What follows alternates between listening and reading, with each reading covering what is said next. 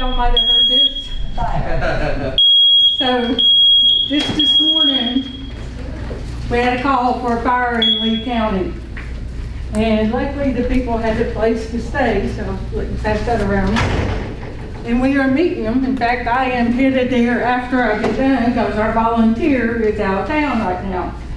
So one reason I've come to speak to you, thank you, is that we don't have any volunteers to help us if there's a fire in your county. We're coming from Bristol, at least I am. We do have a volunteer that's in Lee County, or else we have one or two in Wise County. So you will see on this presentation here that your county is averaging around 10 to 12 house fires a year. That, I have to say, is on the low end of what we cover. Our county, our office covers from Lee County up to Bland, Wythe, and Carroll counties. We cover 13 counties. So there's a lot of mileage, especially if we're going from the tip all the way up to Carroll County. You're looking at a 4-hour drive time. For us going from Bristol to Lee County to Thomas Walker, it's a good 2 hours.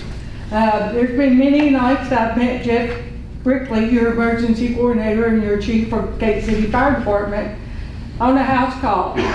And you can imagine hearing this go off in the middle of the night. That tells you you need to get out of the house and you need to get out of your house fast. So you don't have time to get your driver's license, let alone your medication, your glasses. You just have time to get out. And we have met many people in the middle of the night that's in their bedclothes. We have met people where they've lost their homes, their business, and their vehicles. Let alone, we got right now a house fire in Dickinson County that happened yesterday where someone lost their life. I happen to know of another one Sunday night, and we hear that it might have been an assistant fire chief's mom that passed away up in Smith County. We haven't been called yet, and that's another reason just to let you know, for those fatalities that's happened to a disaster, we have fatality assistance. So we have a team that has helped with the Louisville fire that happened yesterday due to the USP, the United States Parcel Service plane that crashed. So one thing that the Red Crosses can offer is assistance for the Family Assistance Center or the Reception Center. A lot of people don't realize that. We have people that's trained in that. We also can come in with food, snacks, water.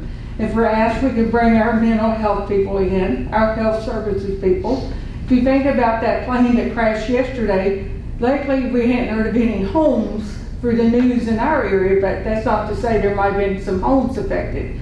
They did have a 5-mile radius yesterday of evacuations. So if you imagine if something happened in Scott County, is the county prepared? We know that we stay prepared as to I have supplies on cots and blankets and comfort kits. In fact, right now I've got toothbrush and deodorants in my vehicle that I'll be giving the family today. But if you imagine, where would you start? Would you go into a family assistance center with a notepad and a pen? Or would you be able that you have a kit already made up that you can go in and you know the phone numbers that you need to be making? That's one thing the Red Cross can work with each of our localities to be better prepared, and we are doing that. We do have some scheduled trainings with our Department of Social Services to offer shelter training. You can imagine Hurricane Helene, what happened. You just heard that your community was talking about flooding. We were there to help your residents. We did open some cases for the ones in Van Gannon, Fort Blackmore area that their homes were flooded, gave them some immediate assistance. We were there if they needed medication, because they got out and didn't have their medication. Or else if they needed other stuff, we would work with those communities and the residents to help them out. So in talking about the Red Cross, one of the things we do if we meet with a family is that we're offering health services. What is health services? Some of you's got glasses on, so far if they've lost their glasses, we're able to replace those glasses for them. We don't do the prescriptions, but we can pay for them. I can't tell you the number of times I've been to the portable dentures down on the Parkway going to Johnson City to meet a family that's lost dentures, and we've been able to pay for dentures. Medication. We had one person that their insulin was going to be $400 and some. We paid for that. So another thing to think about, and we're lucky down here in Southwest Virginia, we don't have large apartment complexes, but I have responded to a 60-unit apartment complex in Roanoke before.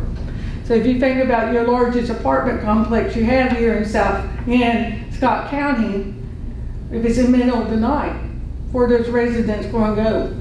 Over 80% of the disasters we respond to does not have insurance. So that's another thing. We're out installing smoke alarms, and I'm going to have to make a phone call to a resident in River City. I had an appointment with them at 11:30 today to install smoke alarms for free. So that's one of the things that I passed out to you guys, is that we do smoke alarms for free. We've installed about 200 smoke alarms in your area since we've been doing this. There's no income. We don't ask. We don't ask if they rent. We don't ask if they own. It's for anyone that could use smoke alarms. These smoke alarms I have in my hand, one of them, it's a 10-year smoke alarm. They don't have to change batteries. So when's the last time that you priced a 9-volt battery? About $8, probably. And you're having to change it. It's recommended every year for the time changes. You check them, but you also change the batteries. So these are 10-year that you don't change the batteries in. So that's a good feature. These things are about $40 a piece. Most of our homes we're installing average about 3 smoke alarms. It can go up higher, it just depends on what size the home is. So we're also going over fire safety, some preparedness with them. So I used to live in a home that had a twin sister and a brother, and we never did have a meeting place. So thinking about it, if you and your wife, or you have your grandchildren that come to spend the night with you, you have a meeting place. So if something happened in the middle of the night, that y'all would have one place to go to. So if your Hilton's Fire Department or your Gate City Fire Department, Dungannon or Blackmore, happen to come, everyone's made safe, and you can tell the incident commander, everyone is out. Or no, I still have someone in there. And that way they would know to concentrate on that area. So that's some of the stuff we talk about. We also talk about insurance, because of the people that don't have the insurance. There's been numerous times that we've received phone calls afterward where people have gotten insurance. So that's another benefit to your residents, that we're providing is some educational material. We also are in schools talking to kids about educational and fire safety and all, because we've learned that kids will take it home to their parents and talk to their parents. So that's an important thing. One of the other things we do is work with your fire department. So if your fire departments are on the long call, they can ask for our assistance that we can come canteen. How many of you have been out in the middle of the night traveling, and you look at your gas hand and you see that it's on a quarter of a tank and you still have a good way to go? How many gas stations are open in the middle of the night? I can tell you not many at all, because I've been out in the middle of the night. So if your fire department has a fire and they want to be on scene for a long period of time, they need a cup of coffee, they might need a bottle of water, they might need a snack. So they can call us and we can come canteen for them. That means I can spend a little bit of Red Cross money and get for I can to get some snacks, water, and coffee. We do around Bristol, because we're coming out of Bristol, we do have Sheets and Perkins and all that we'll donate stuff to. It's coffee mainly, which is a big help for your fire departments, because a lot of your fire departments does not have the equipment nowadays that they can plug in a coffee pot. So that's something that we can provide for them. But we have to be asked. We do not self-deploy. Another thing just to tell you about, I have a volunteer in Alaska right now. So we are all throughout the United States and throughout 100 and some countries. So we are working with all those countries that have had issues. We do not receive any money from the government. I'm not here today to ask you for donations. I'm here to just to get the word out as to what your Red Cross is doing for you in your community. When you have an active shooting going on, that has happened. You think Virginia Tech, how long ago that's been? We were there. We were not in our Red Cross gear. We did not promote Red Cross like we would in a hurricane asking for a $10 donation. But we were there. You realize that there's no rental cars for the family? if they was one of the late ones getting on the road or they were flying in, that there was no rental cars because of the media and all. So that's one thing we did. We helped with was the transportation of getting the people from the airport to a hotel or whatever. We also are able to be mass casualty, that we bring special teams in to work with our localities to provide for assistance as needed. In Maui, I went there twice. First time I managed to shelter over 100 and some residents. That could happen due to the hurricanes, because we're not protected. We thought we were, but we're not protected anymore above the mountains. And so something like that could happen. So what's the plan? So if you have something like that to happen, y'all don't have many hotels here, so it's probably going to be sheltering. We work with your Department of Social Services to provide shelter for your residents. We're in need of volunteers, so that's one of the things I came by here is to find out, and luckily I spoke to this gentleman here, so we're going to be networking together. So that's a good thing for me to be in your counties. But when you go into sheltering, what do those people need? They need a place to lay their heads. They need someone to talk to, so we can bring in our mental health people, because your people might be overloaded with what's going on in your community. So we can bring our people in. We also can bring that health kit in with our nurses or doctors that kept up their license that can able to provide a Tylenol, a Band-Aid. We have reading glasses. What if it's the middle of the night and you open up a shelter and you need diapers for that baby? We have that in a kit. We also have some adult diapers. I had a call one night for a house fire and they needed diapers for an adult. So we was able to put them in touch with a nursing home, because that's something that we just didn't have. But we was that conduit for an agency to be able to help that family out. So that's another thing that the Red Cross does, is we might not do it, but we could probably put you in touch with an agency that we're networking with to be able to help out your residents. So I don't want to talk all day. I could, but I know y'all have more stuff to get on to. But I just wanted to let you know what we're doing. I hope that you will take the information that I have given you on our flyer, and I'm sorry for not the stats here, but I thought my talk would be a little bit more than what is going on as to our stats that we have here, and I'm probably hitting the wrong button to get it here, but I just want to show you a couple pictures on my presentation here. This fire was between Weber City and Gate City. We arrived from a call. And to tell you about it, the lady had parked her car in her driveway. She had been to Food City that night. She walked over to her house, unlocked the door, and then the oxygen from opening that door made the fire spread.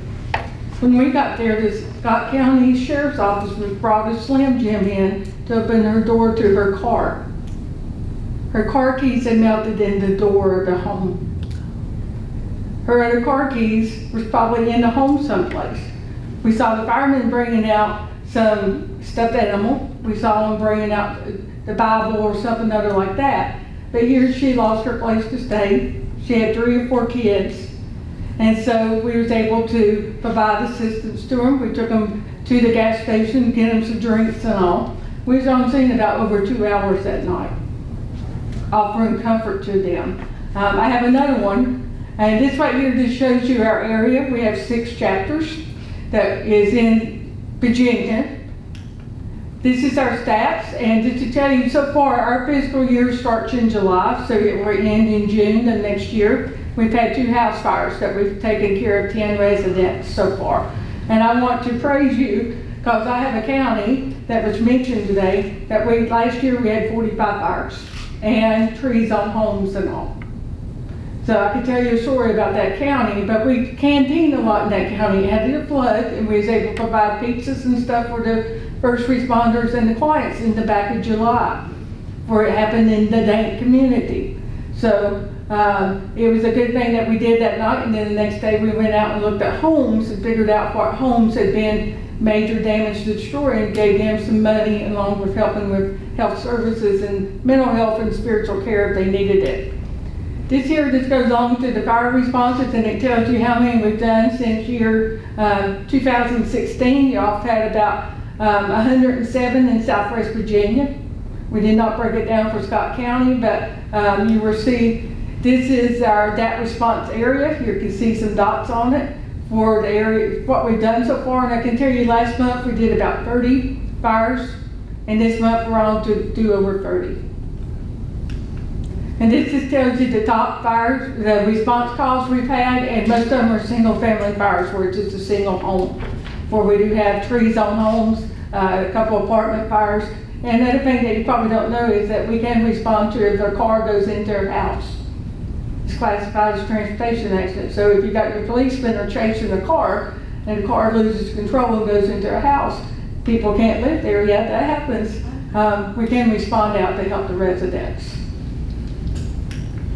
So this was Dungannon. Just to tell you, the last thing is that we've partnered with Community Works for Scott. If you ain't heard of it, there's the Methodist preacher's wife here in Gate City that is the leader of it, and this Community Works for Scott is out in your community working with the different nonprofits and all to do stuff like food boxes and all, helping with the gardens to pull the weeds and stuff out. But here we partnered 2 years with them. The first one was in Gate City. This last one was in Scott County, and we set up at the Dungannon Community Center, and we went out and we had put out door hangers the week before. We came back that next week and installed smoke alarms if people were home. If they wasn't, they got left another door hanger with my phone number, and we made appointments and went back out and installed smoke alarms for them.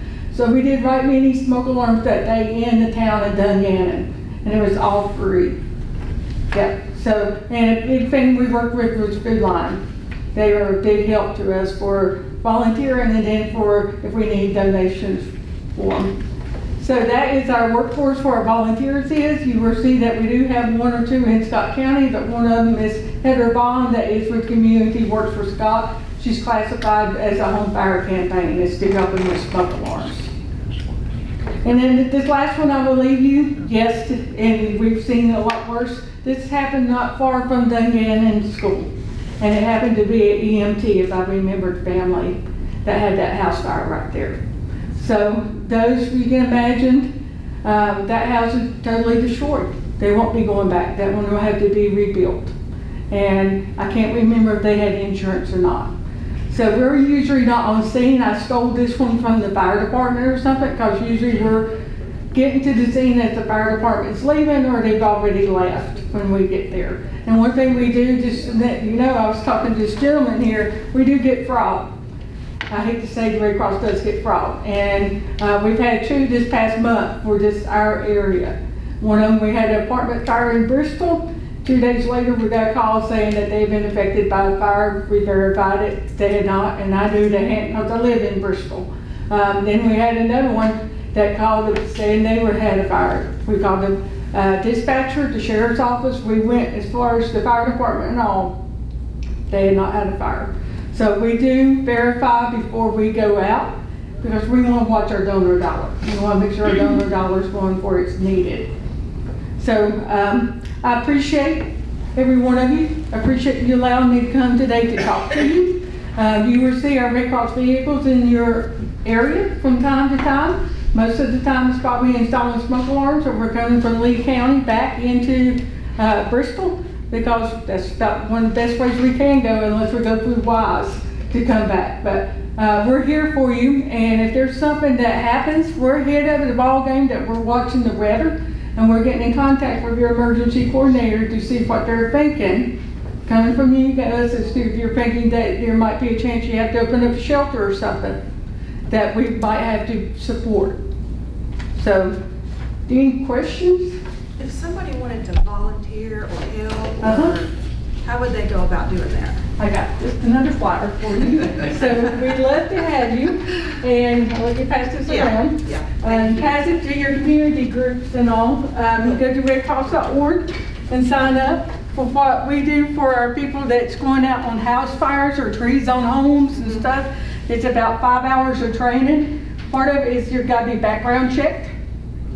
We don't allow anyone into our dormitories and all that's not background checked. So that's one reason working with Department of Social Services, they're background checked. So that means between us and them that we can work in the dormitories. So we're looking for volunteers. We need volunteers just for if we open up a shelter. We have to have it. And during Hurricane Helene, we were supporting over 7 shelters. When I mean over 7, I was doing other things, so I wasn't so much into the sheltering part of it. I'm more of the site manager for our area. And so we have a sheltering team that does that part. But we were supporting with food, comfort kits. Your area, just for y'all that you might not know, you do have a trailer above this building here that does have cots and blankets on it. And Jeff and him was checking it when y'all had your EOC drill to make sure that it was in good shape, because we have seen trailers that have had mice in them. We've seen trailers that's had water leaks and stuff in them. That we also keep trailers at my office that can get pulled if we need more supplies. You know, you mentioned that we don't have a lot of hotels in Scott County. We do have Airbnb owners. Is there any way that we can connect you all with them to kind of outreach? Yes. And so, you know, if something does happen and they have the spare capacity, I think it would be a great idea for them to. And one thing we have started, and there, I met with the guy yesterday, Jeff Henderson, that's with your ham radio, that was here for your EOC. He is in the process of becoming a volunteer, but we're going to coach him to becoming a disaster action team volunteer, which goes to the house fires. Right now he's coming on as a communication person, and I did not speak about that, but this is ham radio operators. If you think about it, did y'all lose connectivity during Hurricane Helene? Yes. So what was your communication? So now we have gotten ham radio operators to become Red Cross volunteers. So that means they can sleep in our staff shelter with us. We're not having to go to national headquarters to get permission for them to stay in our staff shelter. Because if you look here in Scott County, how many hotels do you have? And those would be taken with your first responders from BDM, National Guard, or whoever, your swift water teams from Wise or Bristol. So that means we would look for a place to have our people, because we're bringing in feeding people. We're bringing in people to operate shelters, our headquarters and all that, because our headquarters, we might be in Scott County, but then again, we might be in Carroll County too. And for feeding, we have vendors that have come on to help us for food. For example, Bonanza in Russell County provides a very good price to us per meal. We also have Cracker Barrel. We have a vehicle that will bring the food in, that we can go in your neighborhoods and do route feeding, that we have a CB that we're announced. Hey, we're in your neighborhood today, come get a hot meal.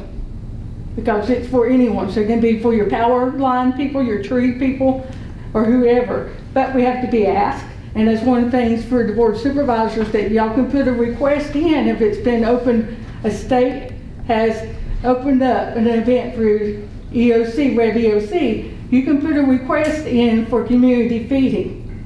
What you're going to have to do is put how many meals, how many times a day, when's it supposed to start, when's the end date, and where do you need it. I can tell you many times we've seen one, I won't say the name of the county, that they said we need 300 meals. What does that mean? When does it start? Where does it go? So you need to have your information in, and then more likely we'll probably take it, because there's no other here. So if y'all did not know it, there used to be a food trailer from the Southern Baptist in Nicholsville. So it could do 5,000 meals a day.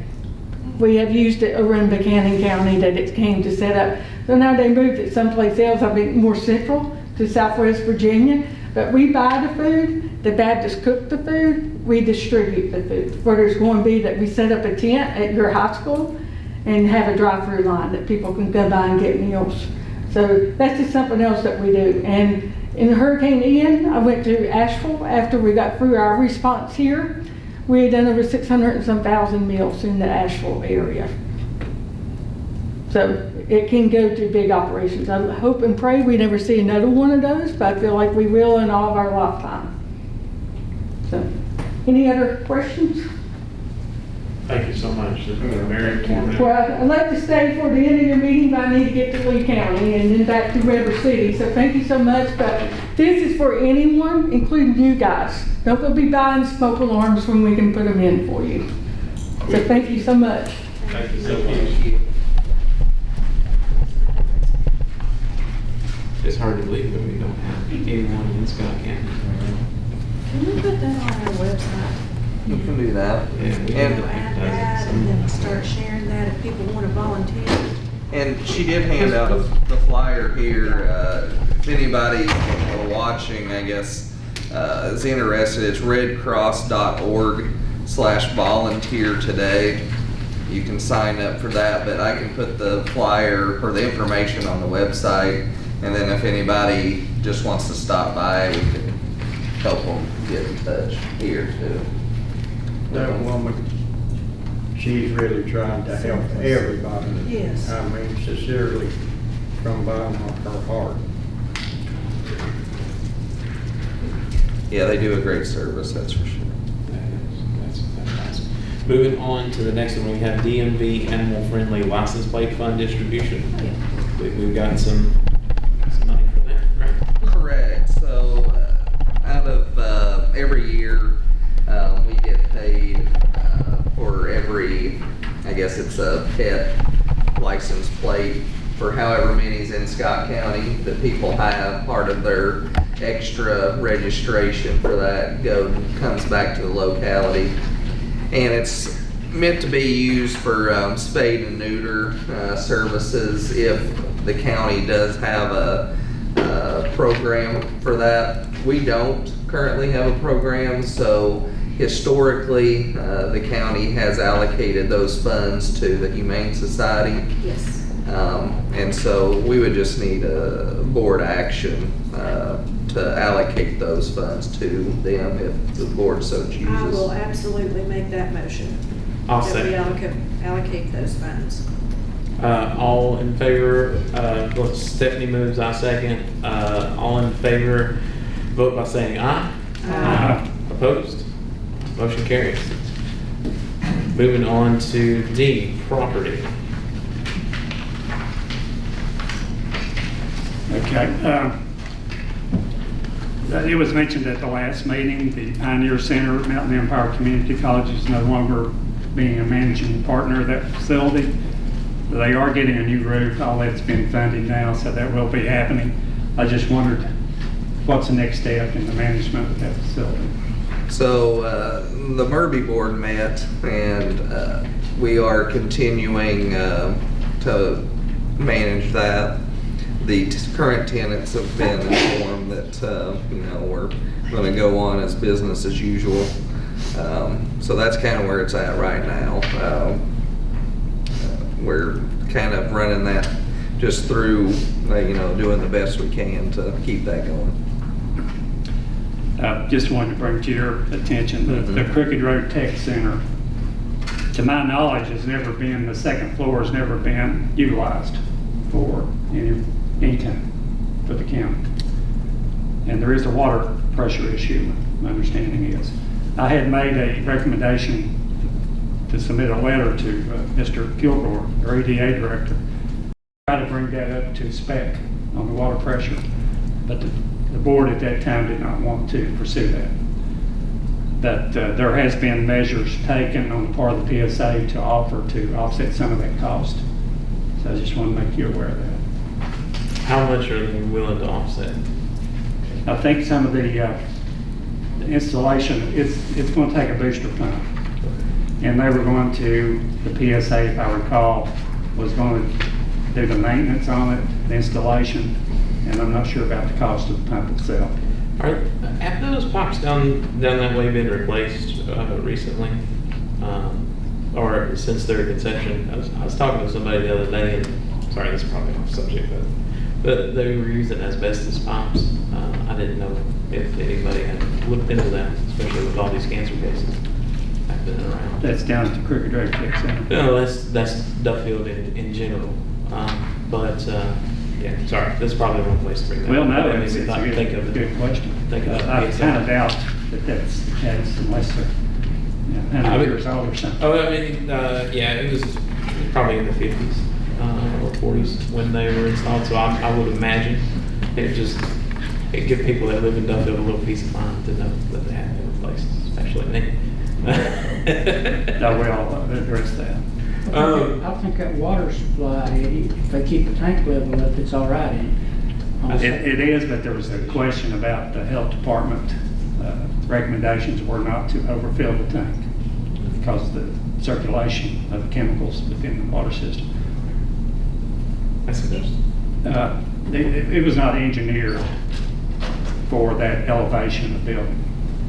The buildings are higher, the second floor is higher than the tank. The same way up at Daniel Boone Interpretive Center. They have water pressure when they have a large group using the restrooms. Yeah, that's probably. Go ahead. Usually don't keep it full, and it about 3/4 full. Yeah, the health department does not recommend leaving that at full. It don't have to be full to keep the pressure up. Is that because of how frequently it's used? Like, are you circulating it and they're saying we can't circulate in a whole, tank full, or like? But it doesn't circulate in the tank other than replacement. That's what I'm saying. Like, if you're pumping water in, not pumping water out at the same rate to get it up to that level, is that leaving something stale? I'm sorry, I'm not a civic engineer, not a water engineer, for sure. Just curious. Jeter, you made a comment there that the tank don't have to be full to keep the pressure up. No, it don't have to be full. No. It has to be kept up to a certain level. As long as it's kept to that level, there's no problem with the pressure on the second floor, No, is the no. way I understand it. Okay. That might be something we need to recommend to the PSA. But it's like Sounds Eddie cheaper. said, Might need to, when he's in for a presentation here, Yeah. PSA, to run that by him and see. Yeah. Filling the tank sounds a lot cheaper than buying one. Right. But the health department did not recommend that, based on my understanding. Yeah. But we'll run it by him again.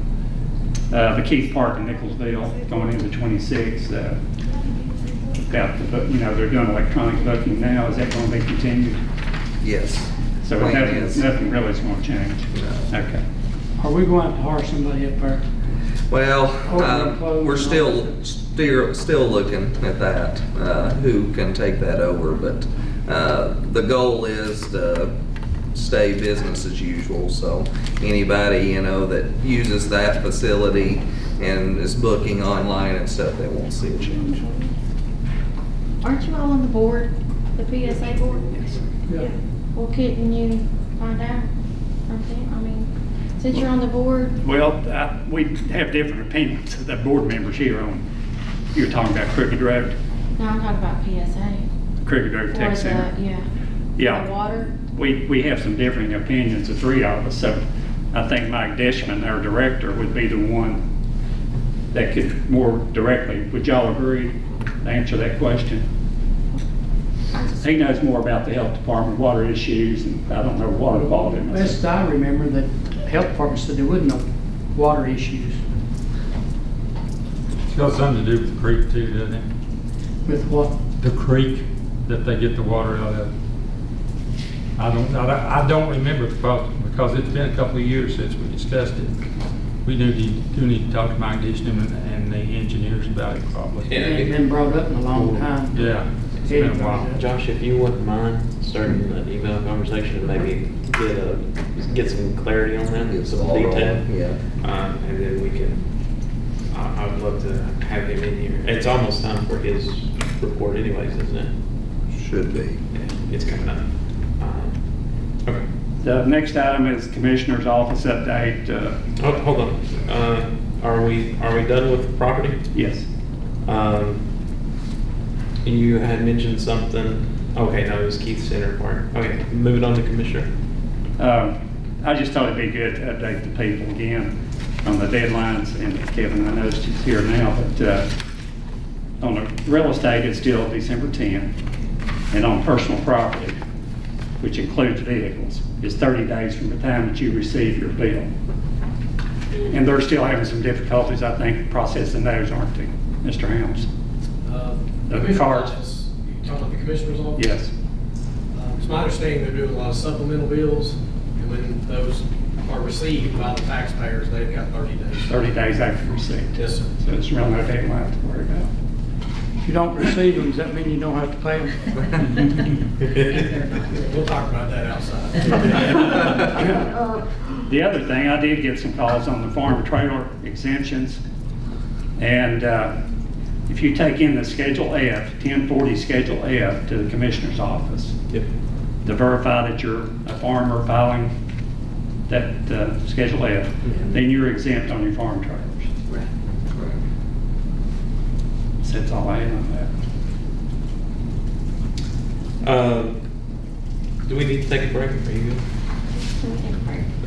Let's take a break, about 15 minutes again. Sorry. Let's get back into it. Bookkeeping items, Amy Vicker.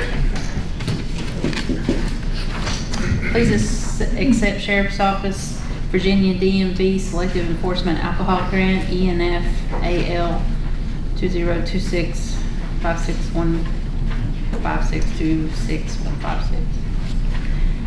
With a total award amount of $20,000 in the established budget code 31265, accept Sheriff's Office Virginia DMV Selective Enforcement Police Traffic Services Grant, the total award amount of $20,000 in the established budget code 31268, and accept Sheriff's Office Department of Justice Office of Community Oriented Policing Services, COPS Office 5Y25 CPD LEA ACCRD Scott County Government Office Virginia Grant Award with total award amount of $219,955 in the established budget project code 01310.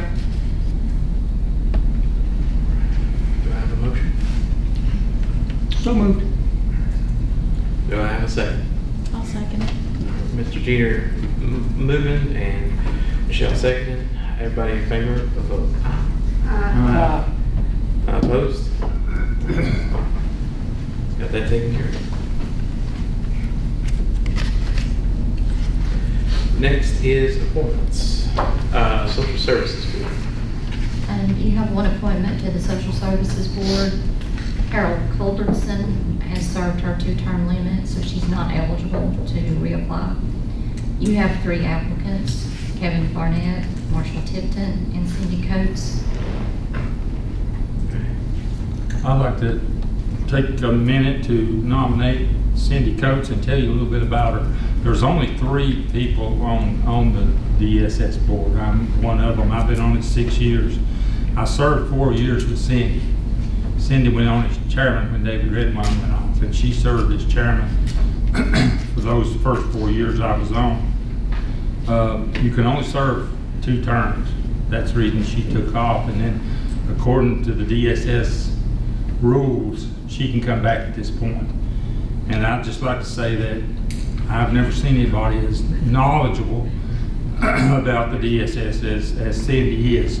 She knows the finances, she knows personnel, she's dedicated to the children, and that's as far as dealing with adoptions, foster care, and adult care. We deal with drug babies, child abuse, neglect, elderly, food, fuel, and everything. And Cindy is up to date on this. She wants to come back on the board. And I would nominate Cindy Coates to come back onto the DSS board. Okay. That's a glowing recommendation. She's great. She is. She's mine and Sally's neighbor up there. Know her well. Okay. Are there any other nominations, or do you all want to cease nominations and vote by acclamation? I do have another one. Okay. All 3 applicants seem to be excellent candidates, and that's rare, getting Fantastic. people to do volunteer work. I was contacted by Marshall Tipton. I think most of you know Marshall, and my experience being on other boards, he could make an excellent candidate as well, so I nominate Marshall Tipton. Okay. Any other nominations? I'm sorry, I'll nominate Kevin Barnett. Okay. All right. I mean, they're all 3.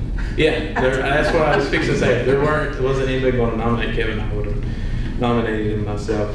Yeah, this is the first time that I've seen like a great selection of people and everyone that has a heart for the community. It's great to have the interest out there. I think so too. That's great. That's the best thing that's happened today. That's great. All All right, so how do we want to do this then? Show of hands. Show of hands For for, each. okay. Start with Cindy. All right, show of hands for Cindy, what? Cool. Cindy Coates. Cindy Coates, okay. Show of hands for Cindy Coates. All right. Show of hands for Marshall Tipton. All right. Show of hands for Kevin Barnett.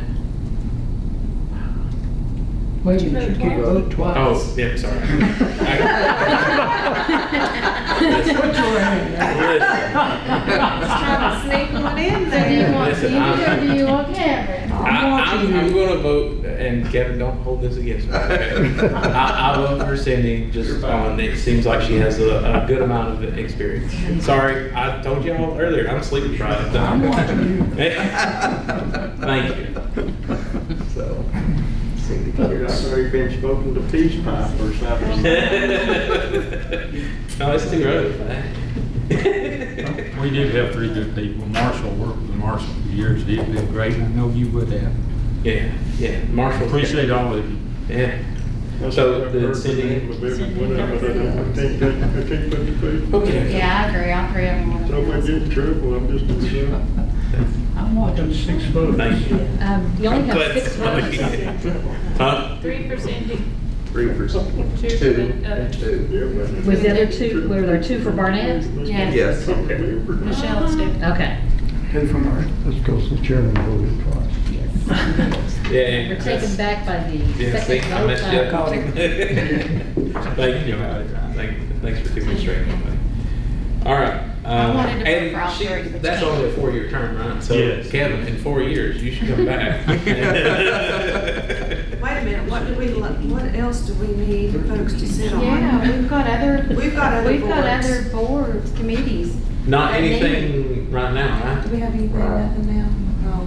Nothing right now. Don't worry, Kevin, you're going to be We've our got first your call. number. Stay tuned. We've got your number, and we really appreciate your willingness to step in, really. Thank you. All right. That's all the appointments we had. County Attorney's report. Ms. Katie? You'll have my report in your packets. I'm happy to try to answer any questions. If Kevin wants time, he can have my time. Or if he's good, then we'll move on. Yeah. Looking through this, I thought it was interesting, you know, where you went to the LGA board meeting and Yes. their initial meeting was in Duffield. Yes. I thought that was a nice bit of tribute. Yeah, I thought that was good. They were so That's isolated there. They Yeah, had to the first come thing you to figured out, town. yeah. Yeah. I thought that was very But, good too. yeah, I thought that was neat. That's great. All right.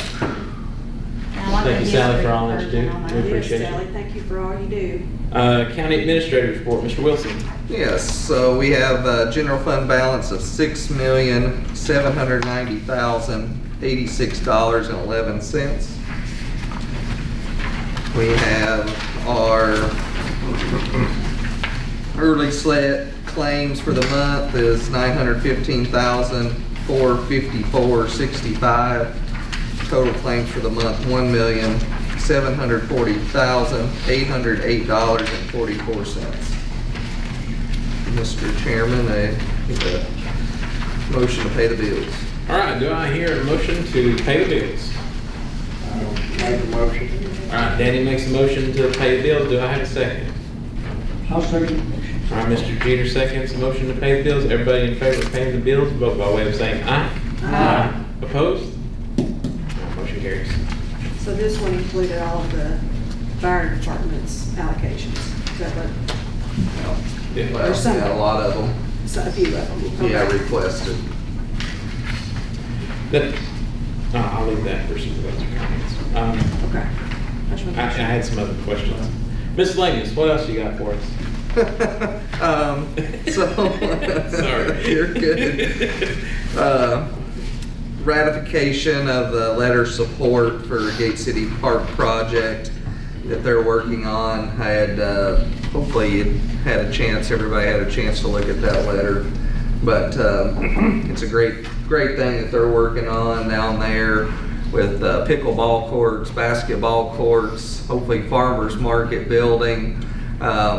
you name it, maybe they'll do it. So, I just need a vote to ratify that letter of support. All right. I'll make that motion. All right, Mr. Bricky makes a motion, I'll second that motion. I'll vote in favor by way of saying aye. Aye. Opposed? All right, motion carries. Southwest Virginia Legislative Reception in Richmond has been scheduled for Wednesday, January 28th. I guess I just need to know who's interested in attending that, so we can get registered and work on hotels and whatnot. I would like to attend that, because I've always found it useful for at least talking to the different agencies and seeing what they've got going on, especially in terms of grants. Is that over the motel down there on, I would imagine probably same as last year. Yeah, it's in Richmond where we. Down from the library. He went 2 years ago. Oh, 2 years ago. That was the place we were right after you had that wreck, Yeah. where you were joking that I beat you up. Get out of my brain. Sorry, Dan. I knew you'd remember that though. I got proof of it up there in the future. I'd like to go. Is there anyone else that would like to go? I'd like to at least have another board member. When is it?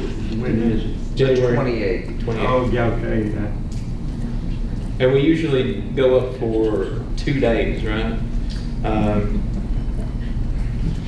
was trying to think what we did last year, because Frida usually puts us like 2 days, Frida and John, 2 solid days of work up there. I would imagine a day to meet with legislators and whatnot. Yeah, usually we go see Terry and Todd, and then we also go to Virginia Department of Housing, the tourism, the Virginia. Oh shoot, I would remember the full. VDOT was on the agenda one year. VDOT, yes, and I was trying to think of the economic development, but they don't call it EDA. There's like Davenport, we did visit. yeah, we do visit with Davenport, and yeah. So if anyone, or if y'all need more time to consider, I'm sure. When do you need to know by? I would say sooner rather than later. That way we can just get things booked. I mean, January, it's right around the corner. It is. This year's just flying. But yeah, if you, So, think of it. Should we say let you know by next week? Let's do that. Okay, by end of next week. Yep, end of next week works. Kind of circling back, I gave a little bit of the update already on the childhood cancer. Virginia Department of Health informed Leno Wisco that they collected data from the affected families of childhood cancer in Scott County. They gave that data to Virginia Cancer Registry to investigate. VDH is currently waiting on the Cancer Registry to review that to make a determination. There's no time frame right now for that. Yet they usually go pretty far in depth, so it takes, those investigations take time, and they'll share information as soon as they have it. Quick question, real quick. Do you have a contact at the Virginia Health Department or Department of Health that you're I getting do. information from that you could maybe forward me, keep me in the loop so that I can? Yeah, absolutely. Yeah, the lady that had sent the email to Leno Wisco, I have her information. Perfect. Yeah, I'll send that to you. Perfect. Thank you. Yes. Thanks for keeping on top of that. And then the last thing I have is I'd like to request a half day, the day before Thanksgiving for county employees. The state gives a half day the day before, full day Thanksgiving Day, and then full day after Thanksgiving. But I would request the additional half day to be paid off. How would that affect the trash sites? It would, It would. solid waste would still operate. Okay. That was the only thing, because getting prepared for Thanksgiving. Yeah, they would get that time as comp time on their pay stub and would take it some other time. It would basically just place the county office closed November 26th through the 28th Okay. for the Thanksgiving holiday. I'll make that motion. I'll second that. Everybody vote and by way of saying aye. Aye. Opposed? All right, motion carries. That's all I have. Thank you. All right. With that, we're moving on to Board of Supervisors' comments, requests, and recommendations. You had a follow-up from... But before you yielded some of your time to Mr. Helms, if he wanted to speak. If he wanted to. Yeah. Yeah, I'll take a minute. Sure. I know you're hungry. I'm just going to provide some information on collection rates and where we are at this point. I know there's a lot of questions, a lot of confusion over some things. This first, just pass these around. So the real estate, of course, we can collect 20 years of real estate, so that starts in 2005, but I have included 2025 on that report just to kind of see where we are, and I know we're just a few days into it. So I'll give you a second to look over that and see if you have any questions.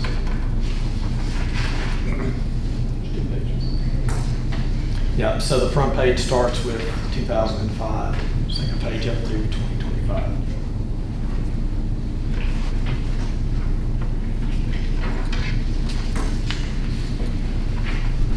The historic collection rates are, 95, 94 to 95 and above, up to 99%, just depending on the year. And collection efforts that are made from not only my office, but TACS as well. Working with payment plan, there are a lot of people on payment plans, not only through TACS, but through my office as well. If you look at the column that says net AR, so that's your remaining balance for that particular tax year over on the far right side. And then you've got your collection percentage at the end. Any questions on the real estate? All right, so this next handout will be personal property. So that starts, of course, you can collect 5 years of personal property, 2020 up through 2024, but I did include 25 on this report also. So, take a look at where we are with those things. Thanks, sir.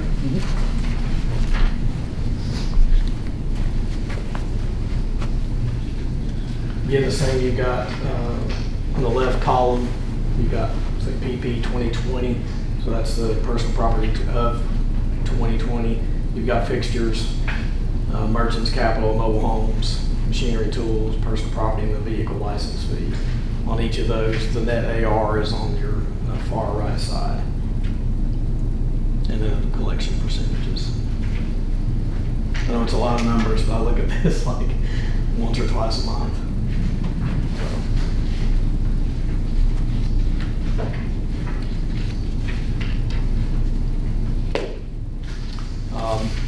Last thing I wanted to talk about is that just delinquent taxes and where we are with earning of interest this year since January. Since April, we've collected $671,000 in delinquent taxes. So that's going to also, include the 2024s that had just come out, and then we sent the delinquent notices in April. So starting in April up to now, we've collected $671,000 in delinquent taxes. That's great. That's great. It's efforts made by TACS on the real estate, ramping up efforts to find better addresses through the Clear system that I contracted with. It's making a difference. A lot of folks move, they don't think about changing their addresses, and bills come back to us constantly. We have stacks and stacks of return mail each time we mail something out. But utilizing the Clear system to find better addresses, and folks, if they've forgotten about a bill that's a couple years old, and we've had return mail multiple times, and then when we find a better address, send that out to them. Some of the things were abated because they had moved out of the county, but other things that were legitimate have made a difference in collecting those delinquent taxes. And then interest this year, as of the end of September, I don't have October numbers yet. Bank statements should be coming at any moment. And we were at $613,470.73. That's the interest earned in 2025.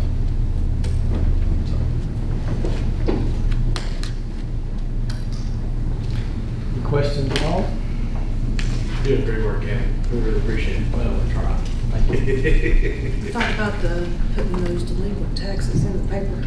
Yeah, that's the next step. I know it's not, I don't know when the last time the county put the delinquent taxes in, in a publication in the news, but that's something I'm working on now to be published pretty soon with the board's permission. I'll come back in December and let you know on that. Thank you for everything you've done. You've turned that office around. Still doing DMV stops. That's the primary enforcement tool under the personal property. The Virginia Debt Set-Off program is another program I'm looking into. So just to give you a quick broad brush of that, if someone has a tax return from the state coming to them, if we have sent a file to the Debt Set-Off program, delinquent taxes will come out of that return before that's sent to the taxpayer. A lot of counties use that. We've not before, and that's something that's on my radar. So. Did I see that your office is hiring as well? We are hiring. Unfortunately, one of my employees was not able. She's been off on medical for a while and is not able to return to work, so we're hiring that position. What position was that? What's the pay scale? The state determines that it's a little less than 47. I'll be talking to the board about that as well next month.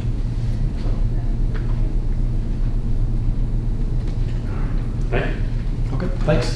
Thank you, Kevin. Thank you.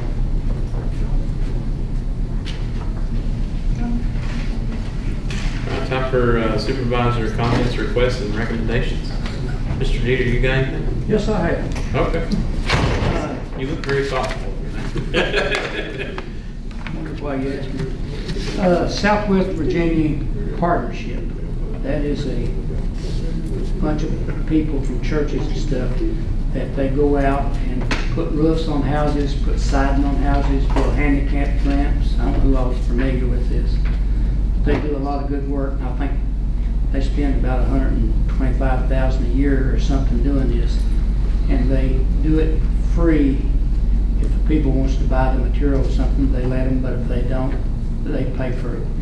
But I've been approached for them, and they want a letter from us saying that we do not charge them for building permits, and we don't charge them for taking their stuff to the landfill if they have stuff where they have to tire out and stuff before they do this. Have we done that before for any other business, or is this, or any, I guess this is an organization, not a But business? we've done it for a lot of churches. Okay. The building permits and stuff. I can't remember if we had one since I've been on here. I think we've done that for them before. We have. I know Tony and Jan have been here and asked for that before. Yeah, we've done it for them before. Okay, so I guess we'll need a motion to write that letter and no charges for dumping or building permits. I guess Still need to come through and get, permits and stuff. We Still need- waive the fee. yes, still need to get the permits, waive the fee. Yeah, I don't know how the new system with the permits is going to react to a no charge on permits. And it may be that we reimburse them that amount that they'd have to pay for the permit. We're changing the software and going to the Munis system in the building permit. I'll ask that question, but it may not understand that we're not charging when there's a fee associated with the permit. So, but either way, it may be that we come back and ask you all to reimburse them for that. Okay. They do a lot of good work. Is that the Nicholasville based? Yes. We had a similar conversation with EDA and the enterprise zones and about getting permits. Southwest So, Virginia Partnership. It's also tied into the Southern Baptist Association. they do part of the work or something. All right, so I guess I would need a motion to the effect that we don't intend on charging them any fees for dumping or building permits.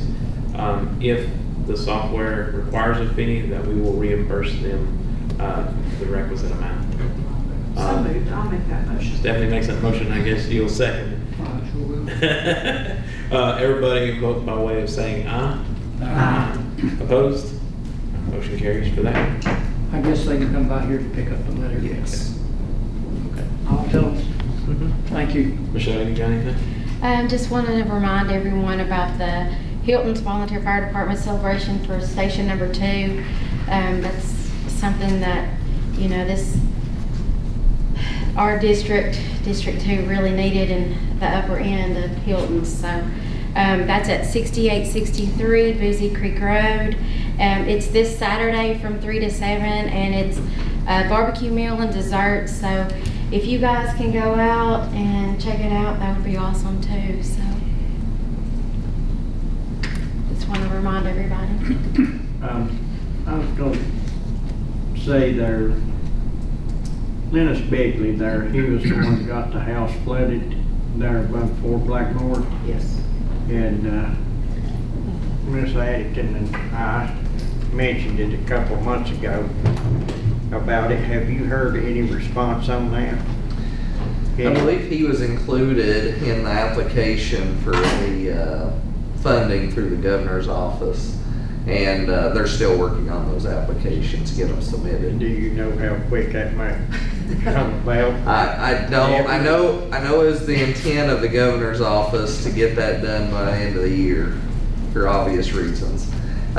So, That's a good point. yeah, I would say it's By the end of the year. getting close. Yeah.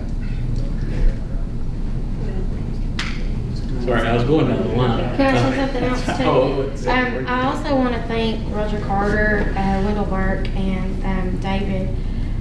We had some issues with some portable radio, with some dead zones in District 2. They went out and they checked those zones and everything. They tested with the 911 dispatch. Everything went good. We did have a little, or they had a meeting, not me, but they had a meeting the next day with Hilton's Volunteer Fire Department, Roger and Wendell and them.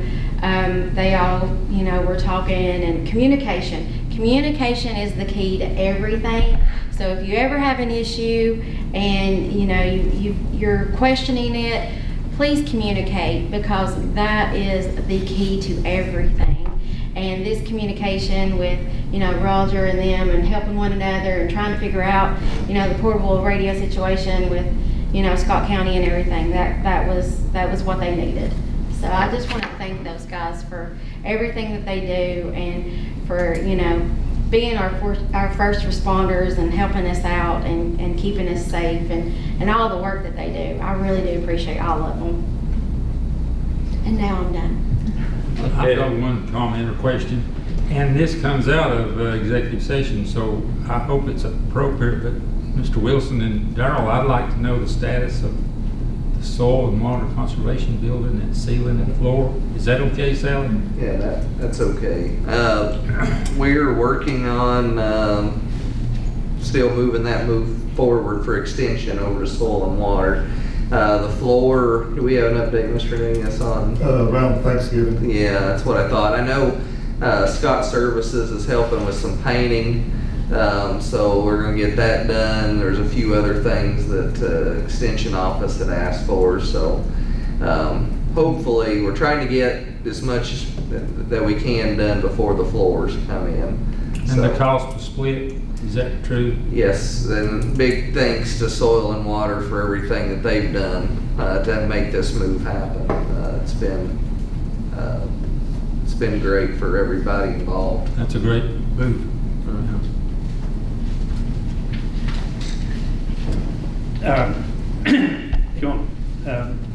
Mr. Manus, you had a question there about the Duffield asbestos in the pipes. Yeah. I did speak with PSA Director Mike Dishman during break, and he said that there was a survey done maybe before him. It's been years, he thought. that there was none in the county, but he's gonna go back and verify that. Okay. But he said unless there's construction, like cutting a pipe, Right. the flow through the water flow through the pipe, it's not an issue. Right. But it's once that pipe is broken, Right. is when the issue would come in. But he's gonna check on that, and we'll get back on that. Yeah, I had heard people putting those in back when they originally built that. So, yeah, just curious. Going back to our meeting, last meeting, public comments, Mr. Jones and Mr. McDavid from Duffield area, Horton Summit Road, were asking about their road paving. And I think Mr. Sumter actually called in, contacted you. Yep. They were supposed to have started October 20th. And I did follow up at the EDA on the coal patch there at the Black Diamond store, and they went out and got that fixed. The So- EDA? You mean VDOT? No, PSA. Yeah. Oh, okay. PSA. They had cut the road when they were doing a repair, and it hadn't been repaved. Okay. So they went back and did that. Hilton and Yuma Sewer, you were asking about the project map. The PSA will be putting a project map for those projects on their website and any updates, so people can go out and see where the sewer line's going in their community. Went by and visited with Miss Blessing, that Mr. Baker mentioned, down in the Yuma area, Grover, Cleveland, 91 years old, but she had gone in the hospital a week before with a broken hip. So she's recovering, but she's interested in her road, so we got some stuff done there for her. Again, the PSA did a coal patch on some broken pavement. The turn lane there at Yuma Elementary, some work has already been done on it. More improvements will be made next spring. That allows the cars to get off and the entry into the school. A lady up in Nicholsville had called to get the Lower Grassy Creek Road done, some work. She wanted me to mention that Chris Hicks with their department was really nice about calling her back and filled her in on what was going to be done. Flower Gap, this comes to Atlanta Wisco. They're within 100,000 of getting the funds they need for that project, but they're going to go ahead and bid it, thinking that bids might come in low, and if that's the case, then they'll start on that project. And that's going to serve those houses? Lee County and Sam and Scott. I'd like to get that completed all the way around the ridge there, but that might be a pipe dream. I want to mention somebody we honored here recently, Betty Salyer, has been in the hospital recovering from the illness. And the last thing I had is the Scott County Cattle Association sale is coming up Saturday after Thanksgiving. This will be their 21st annual bred heifer sale in Abingdon, and they're selling 90 premium assured bred heifers. Largest percentage of them are AI bred for Cabernet. And this is, by the way, one of the top sales in the Southeast. So they developed 21 years of quality stock. And the heifers are going into probably 5 states. So we have a lot of people there from different states doing that. If you need a catalog, you can go online to the Scott County Cattle Association website or contact Scott Gerald, the extension agent. Cattle prices still sky high? Yeah, they're thinking these are going to be between 4,000 and 5,000 per head. Yeah. I just wanted to mention, hopefully everybody got Mr. Sumter's update that he had sent in. I did. I was going to mention that. You want me to cover Yeah, it? go ahead, yeah. Yeah, it's probably extensive. Yeah. I forgot that. Let's see.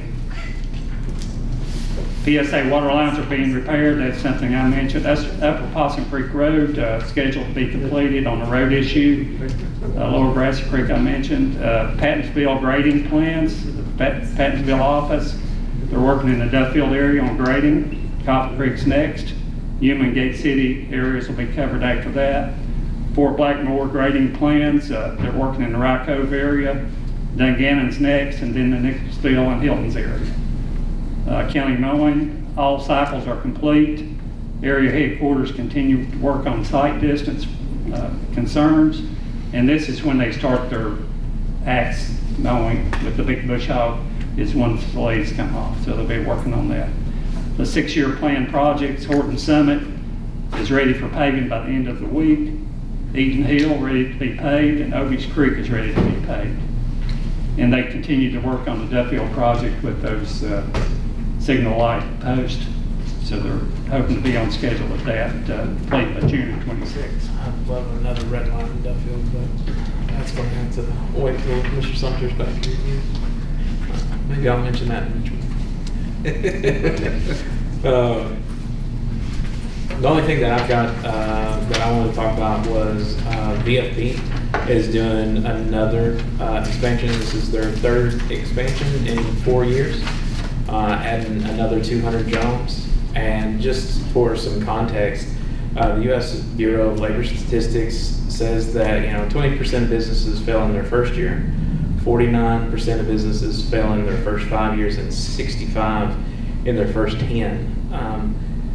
The VFP is much older than 10 years. They've been in Duffield for more than 10 years. I think it's almost 20 now. And they're still growing and still expanding. I think that is just a good mark on Scott County and the quality of people that we've got here to build things, but also our efforts in trying to grow some of our businesses. It's much harder to grow a business than it is to start a business. I don't think a lot of people appreciate the scaling problems that you run into. Talking with the folks down at VFP, like they're going to have their own gravel yard now. They're going to have to mix all their concrete on site. A lot of their forms they're going to have to build, and that's not a small undertaking. That's huge. So they're building the whole facility for customer relationships there as well. So I think that's going to add a lot to Duffield. On the bad news portion for District 6 and Duffield in particular, Food Country has went out of business. Or ceased operations in Duffield. I don't think they've completely went out of business. And I'm exploring options, messaging people up in Richmond to see what kind of grants we can get. The idea being work with the EDA and the county administrator to put together a packet that we could send out to some of these grocery retailers to attract them to Duffield. I mean, I shouldn't have to make a packet. You should be able to see that Duffield is growing. But a lot of times traffic count lags behind. And I'd like to get ahead of this if we could. Unfortunately, that's not going to be a quick process. There's people the other day already saying that, oh, there's another grocery store we want to be moving in there in a month. I haven't heard anything about that. I haven't heard any solid news on anything coming in there or what's going to be happening with that property, except that Subway is still open. Yeah, just bear with us, and we'll do what we can as the county to try to get us a grocery store back in there because it's needed.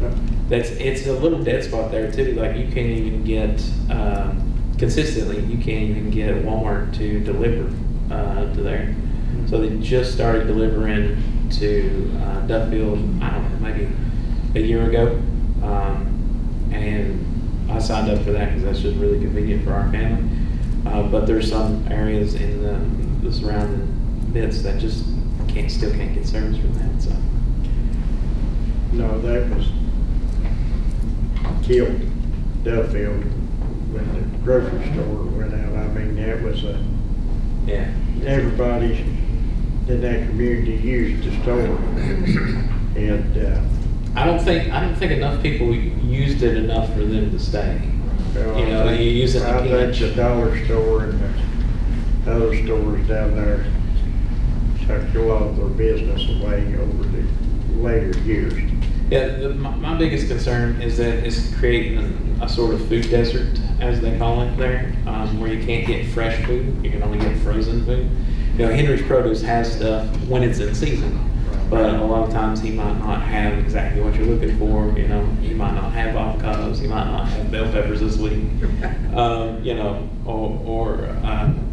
French beans or asparagus or whatever. So I saw they were starting to sell a few extra things. They are. They're stepping up, and they're a good partner. I would love.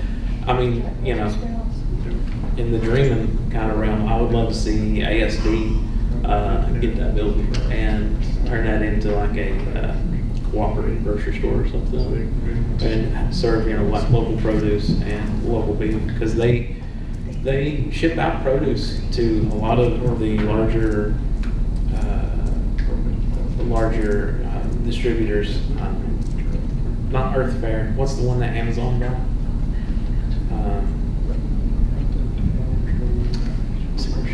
Whole Foods. Whole Foods and Aldi are some of the people they supply, so that quality of food. Certainly opportunity there on that property. Nobody can construe this as anything's actually happening. This is all wishful thinking. Do you know who owns that property down there where the Food City or Food Country. Food Country. I don't. The Food Country actually owns it. They do. It is. So they'll probably sell or lease to someone. what about over there where the Big A used to be? I don't know if y'all will never remember it, but north of Pioneer Center. That would be. Is that one empty completely now, or is it half of it being leased or used? That's what we had discussed. It's still being used as a small business incubator. Buildings owned by the EDA, and as far as the incubator goes, is run by a Murby board. So Yeah, so- it used to be used half of it or something. Yeah, I don't remember the percentage that's, I think Komatsu and Tinker will lease out large sections of BFP, lease out large sections for storage. So that's something to. I think a good 3/4 of it. The last time I was over there was leased out. yeah. To either small businesses or BFP. There was one room on the back that the water was intruding into really bad. That was pretty much unusable. So, but it was one of the larger rooms.